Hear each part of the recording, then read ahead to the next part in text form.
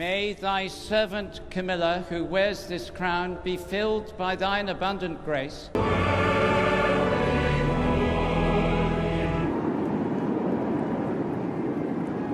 Many who follow the royal family know King Charles as a careful and thoughtful monarch, but few are aware of the shocking move now shaking palace traditions. In a bold decision, he has transferred Camilla's crown to Catherine, turning down what some say was Camilla's final request. This surprising choice has stirred whispers of tension, loyalty, and changing roles within the family. Why did Charles bypass Camilla for Catherine? And what could this mean for the future of the monarchy? King Charles' shocking move to pass Camilla's crown to Catherine. In what many are calling one of the most daring and unexpected decisions of his reign, King Charles III has taken a step that few could have predicted. Since becoming king, he has tried to guide the royal family with care and caution, but this time he chose a bold, firm, and impossible-to-ignore path. He decided to transfer a crown long associated with Queen Camilla and place it in the hands of Catherine, Princess of Wales, a move filled with deep meaning and powerful consequences. Behind this dramatic moment lies a growing tension that had been building quietly within palace walls. Reports suggest that the king became aware of efforts to bring Laura Lopez, Camilla's daughter from her previous marriage, closer to the center of royal influence. What may have once seemed like a private family matter suddenly became something far more serious. To the king, it was no longer just about family loyalty.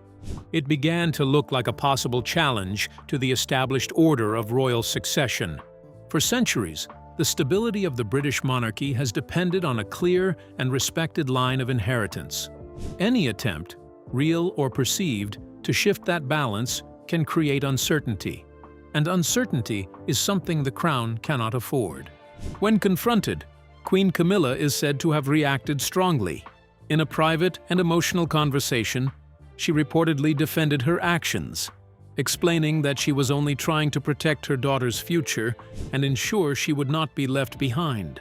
From her point of view, it was a mother's instinct, nothing more. But from the king's perspective, the issue had grown far beyond personal feelings. However, King Charles III made a painful choice. He placed the needs of the monarchy above his relationship with his wife. It was a decision that carried a quiet but powerful message, one that did not need to be spoken out loud to be understood. Inside Buckingham Palace, a place filled with history, tradition, and countless royal memories, a small and deeply private ceremony took place. There were no cameras to capture the event, no crowds gathered outside, cheering. No official announcement was made to the public. Everything happened behind closed doors, in complete silence. At the center of it all stood the king. His posture was steady, but there was a weight in the air around him. Since his coronation, he had worked hard to present a modern and open monarchy.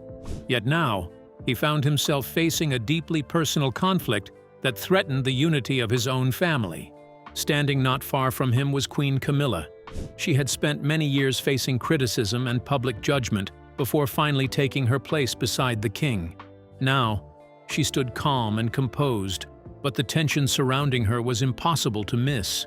There was a stillness about her, but beneath it, emotions seemed to be quietly building. And then there was Catherine. Facing them both, Catherine, Princess of Wales, stood with grace and quiet strength. Since her marriage to Prince William in 2011, she has slowly and steadily become one of the most respected and admired members of the royal family. To many, she represents the future, a symbol of stability and continuity. Dressed in a simple yet elegant dark gown, she carried herself with dignity. She knew that this moment was not just about honor, it was about responsibility. The crown she was about to receive was not just a decoration. It was a symbol of duty, pressure, and the expectations of an entire nation. Breaking the silence, the king then opened a green velvet box, revealing a crown of great history and meaning.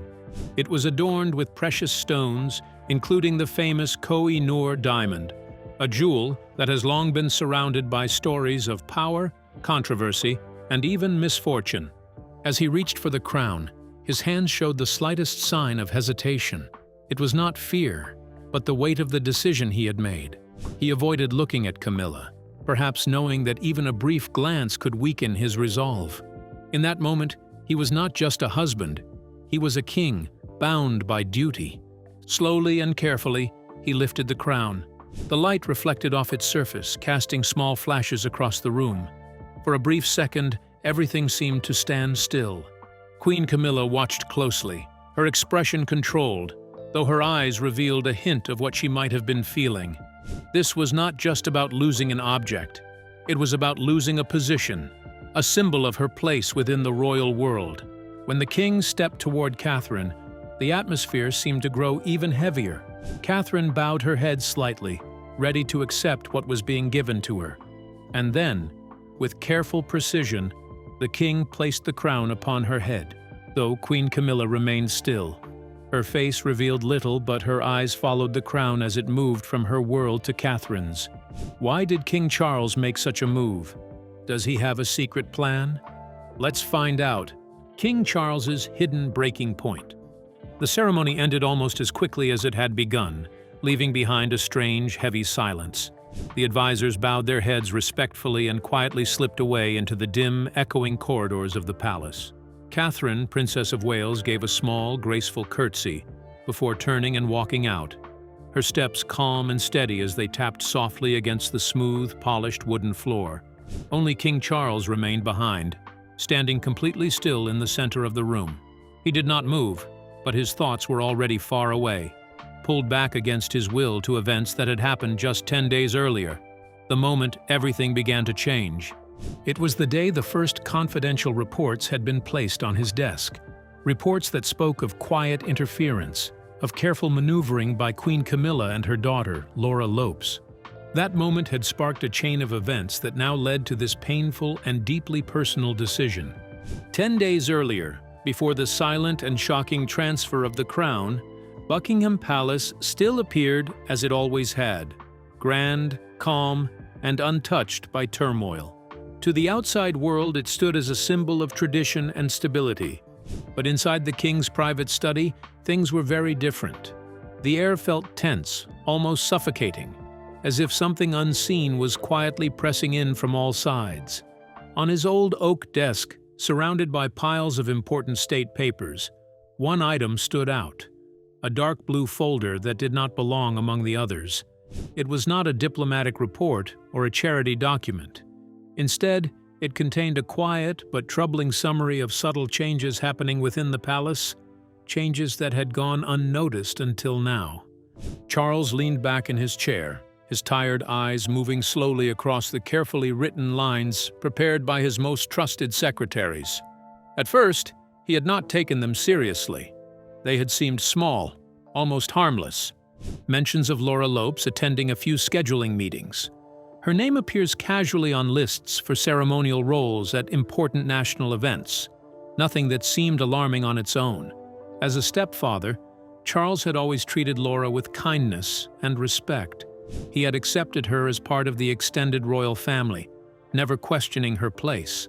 But now, as he looked closer, those small, scattered details began to connect.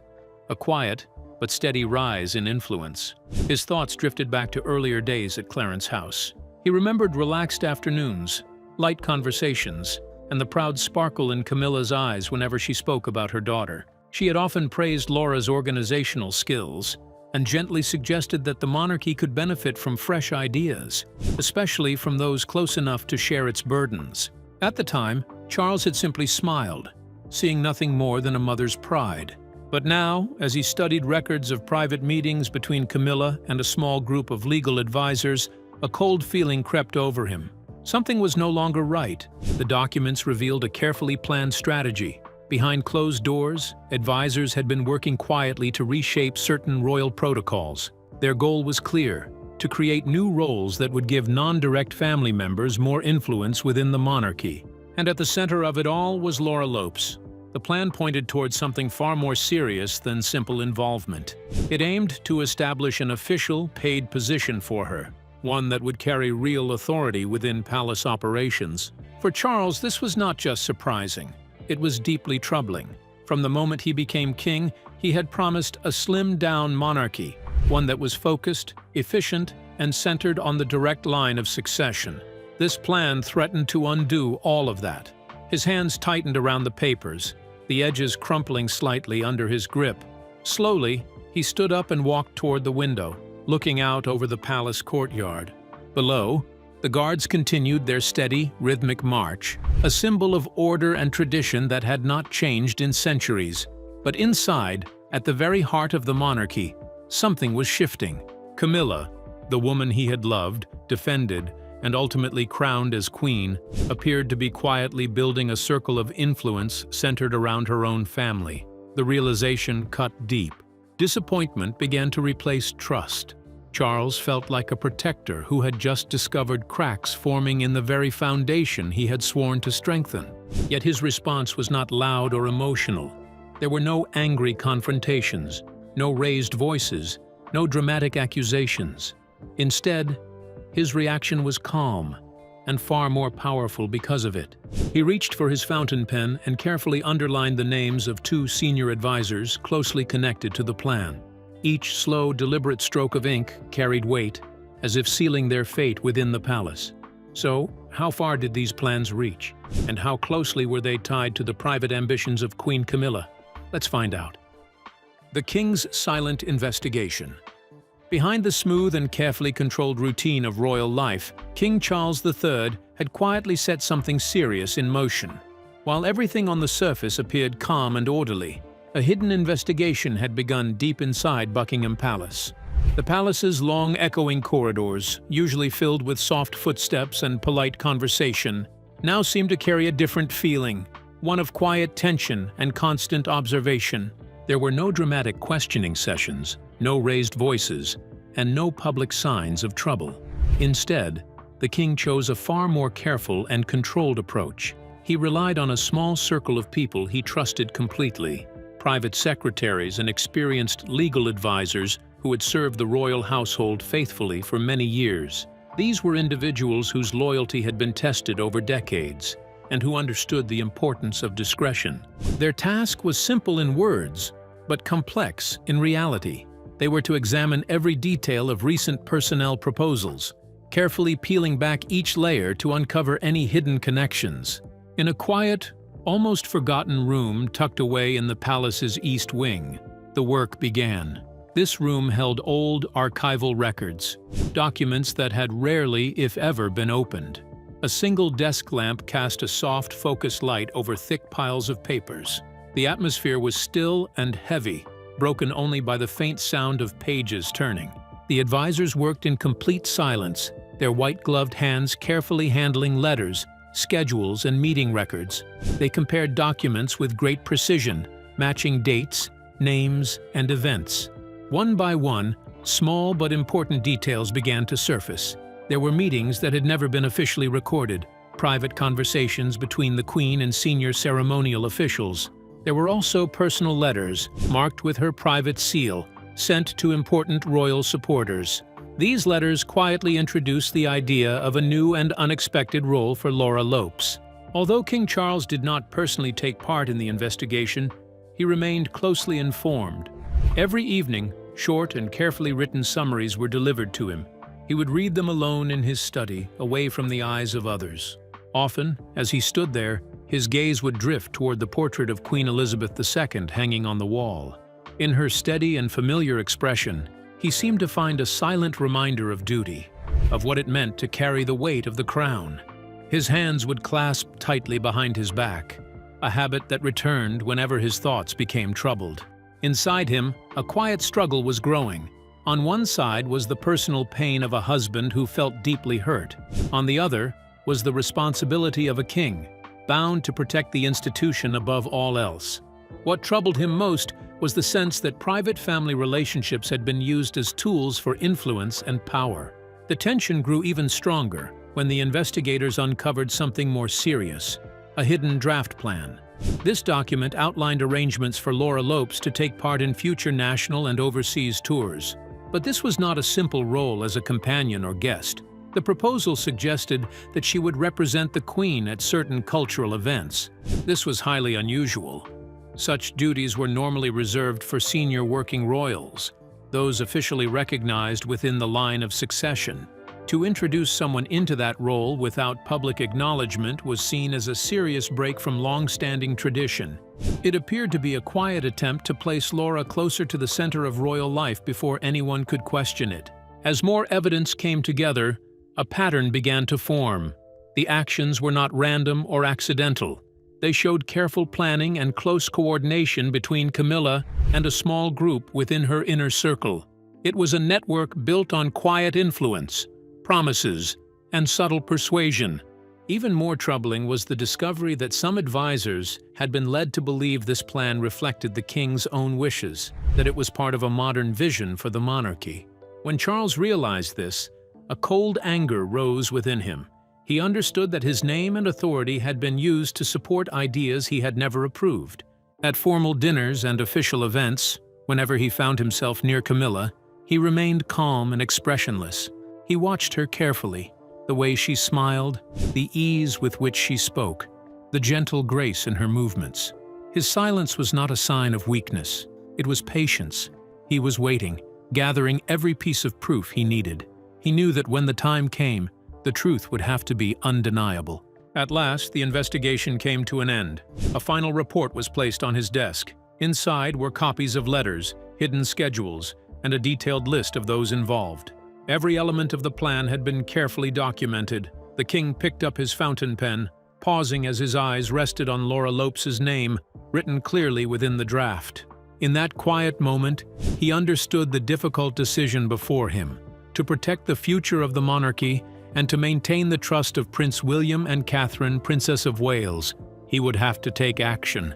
And that action would come at a personal cost, striking deeply into his own marriage. What happened between King Charles and Camilla? Was there a disagreement between them? Let's take a closer look. Charles' confrontation with Camilla. King Charles sat across from Queen Camilla. They were only separated by a small round table, but the space between them felt wide and heavy, filled with doubt and tension. For a long moment, Charles said nothing. Then, slowly, he slid a green-covered file across the table toward her. Inside, it was clear and undeniable proof of a secret network she had carefully built to support Laura Lopes. His eyes, which once held warmth whenever he looked at her, were now cold and distant, almost lifeless.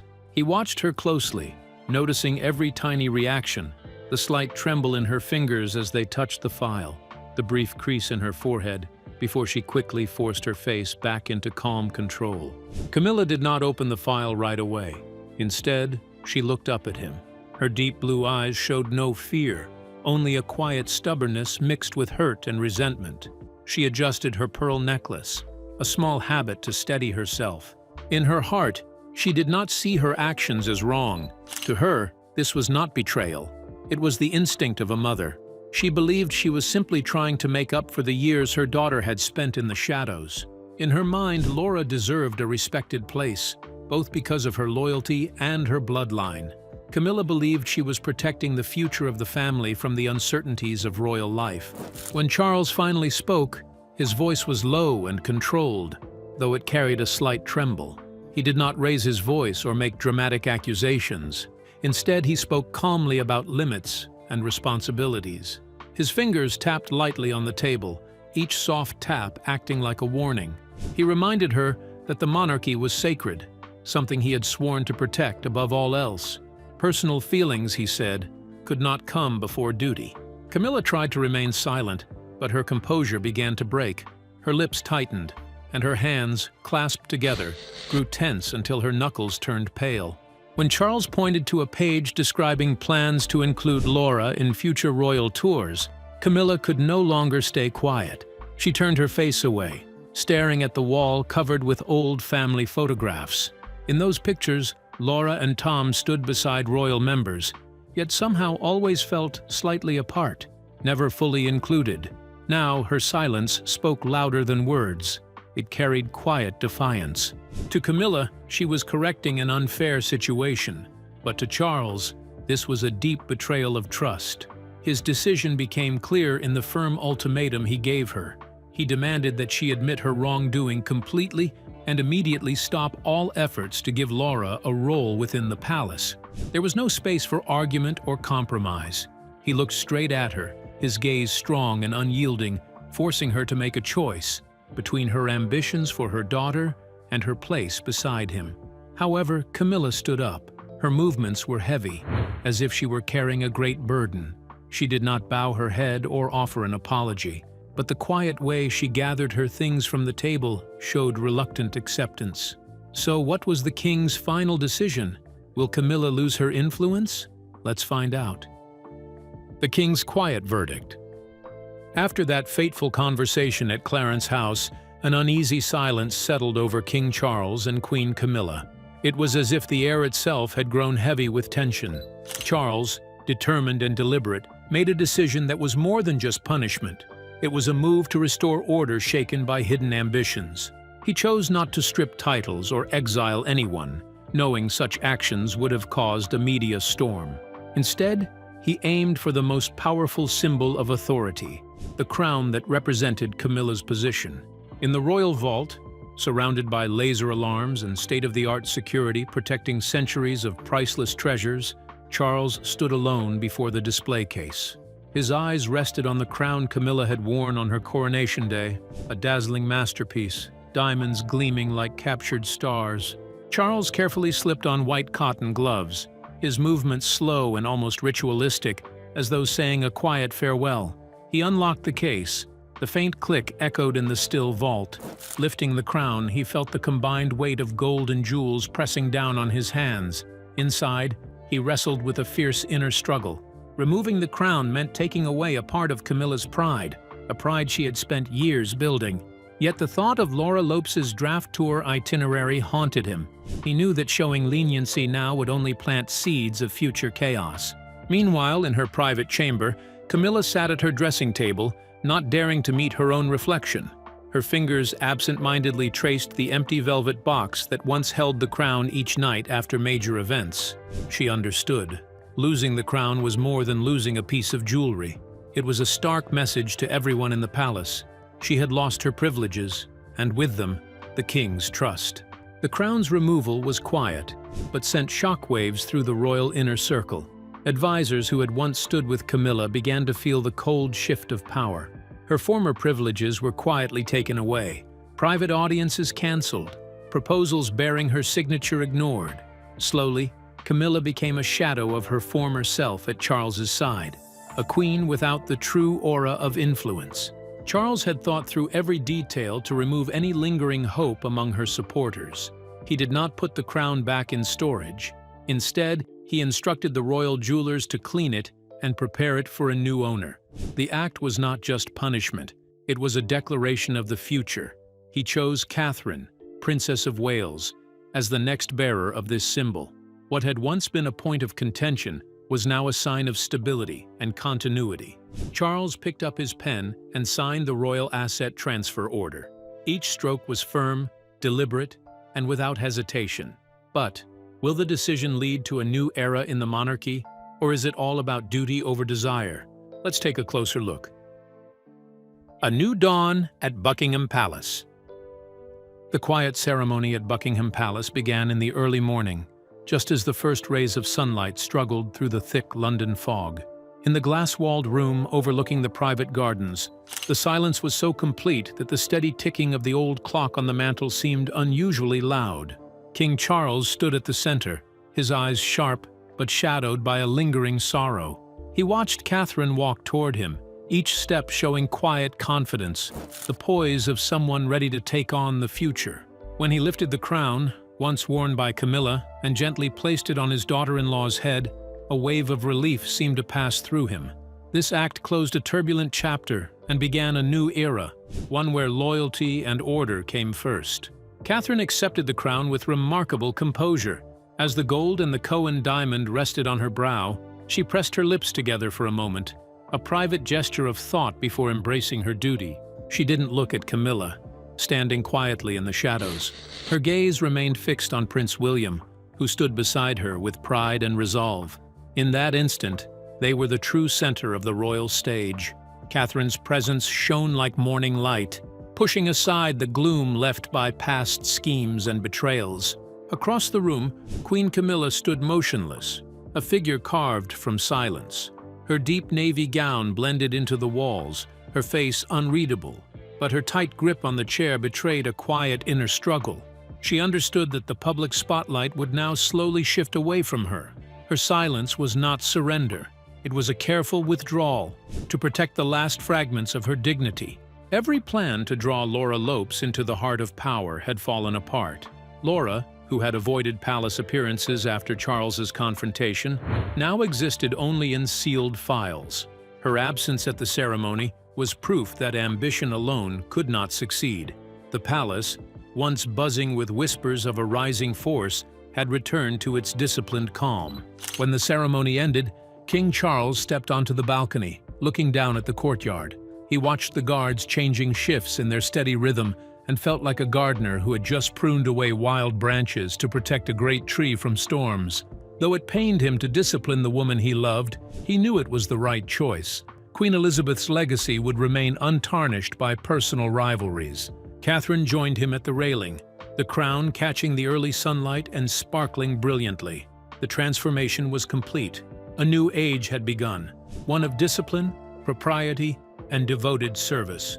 Buckingham Palace remained as grand and mysterious as ever, but its air now felt clearer and stronger.